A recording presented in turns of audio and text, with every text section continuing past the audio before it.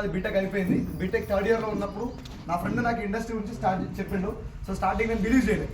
BTech third year చదువుతున్నప్పుడు నేను engineering చదువుతున్నా, ఈ సబ్బులు సరుకులు షాంపులు ఏందిరా మీటింగ్కి రా అని చెప్తే నేను బలవంతంగా మీటింగ్కి వెళ్ళాను. నేను ఎప్పటికీ అంత యాక్సెప్ట్ కూడా చేయలేదు, దగ్గర రానియాలి. నా మైండ్లో ఏముందంటే ఎంతసేపు ఉన్నా దీనిలో ఉన్న ప్రోడక్ట్స్ చూస్తున్నా తప్ప బిజినెస్ వైపు ఒక కన్నేసి కూడా చూడండి. ఎప్పుడైతే నా ఫ్రెండ్ 9 months తర్వాత బలవంతంగా ఒక మీటింగ్ తీసుకెళ్ళి ఈ బిజినెస్ గురించి తెలుసుకో అని చెప్పి కూర్చోబెట్టిన తర్వాత ఎగ్జాక్ట్లీ ఇప్పుడు ఎవరైతే సార్ ఇక్కడ వచ్చారో ఆ సార్ సెషన్ 2 hours ఇన్న తర్వాత డెసిషన్ తీసుకొని కంటిన్యూస్గా ఒక 10 meetings వెళ్ళినా, 10 to 15 meetings. ఎందుకంటే ఒకటే మీటింగ్లో నాకు క్లారిటీ రాలే, స్టూడెంట్ కాబట్టి నాకున్న డౌట్స్ అన్ని క్లారిఫై అవ్వాలి. ఎందుకు ఈ గవర్నమెంట్ ఆఫ్ ఇండియా దీనికి లీగలైజ్ చేసింది అండ్ చాలా మందికి డబ్బులు ఎలా వస్తున్నాయి, ఒక హౌస్ వైఫ్కి 1 lakh కూడా వస్తున్నాయి అంటున్నారు కదా, నిజంగానే డబ్బులు వస్తున్నాయా లేదా, అట్లా నాకున్న డౌట్స్ అన్ని క్లారిఫై చేసుకోవడానికి కొద్దిగా టైం పట్టింది మీటింగ్స్కి వెళ్ళడం ద్వారా. సో అట్లా ఒక 1 year పార్ట్ టైం చేసిన, 9 months నుంచి ఫుల్ టైం చేస్తున్నా. ఫస్ట్ మంత్ నా ఇన్కమ్ 159 rupees, నాకు వచ్చిన హైయెస్ట్ ఇన్కమ్ 1,17,800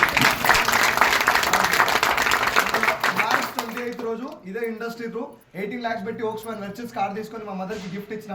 అండ్ రీసెంట్గా 1 week back Dubai cruise trip వెళ్ళేసి 5 days బాగా ఎంజాయ్ చేసి వచ్చిన. సో ఇక్కడ కొత్త వాళ్ళు ఎవరైతే ఉన్నారో వాళ్ళందరికీ నేను చెప్పేది ఏంటంటే, అది వెల్ విషర్గా బ్రదర్గా, నేను ఆల్రెడీ గ్రాడ్యుయేషన్ అయిపోయింది అది. సో చాలా మంది ఇప్పుడు జాబ్స్ కోసం వెయిట్ చేస్తుంటారు. చాలా మందికి అల్టిమేట్గా ఎడ్యుకేషన్ అయిపోయిన తర్వాత డబ్బుల కోసమే కదా. ఈ ఇండస్ట్రీకి మంచి ఖతర్నాక్ ఫ్యూచర్ ఉంది. సో ఇప్పుడు ఆ సార్ ఇచ్చే క్లారిటీ తీసుకొని ఒక 1 hour like 55 to 1 hour 55 minutes నుంచి 1 hour ఇక్కడ కూర్చుంటే అసలు డైరెక్ట్ సెల్లింగ్ ఒరిజినల్ లైన్ ఏందనేది మీకు ఖచ్చితంగా క్లారిటీ దొరుకుతుంది. సో సార్ని ఇన్వైట్ చేద్దామా? రెడీ?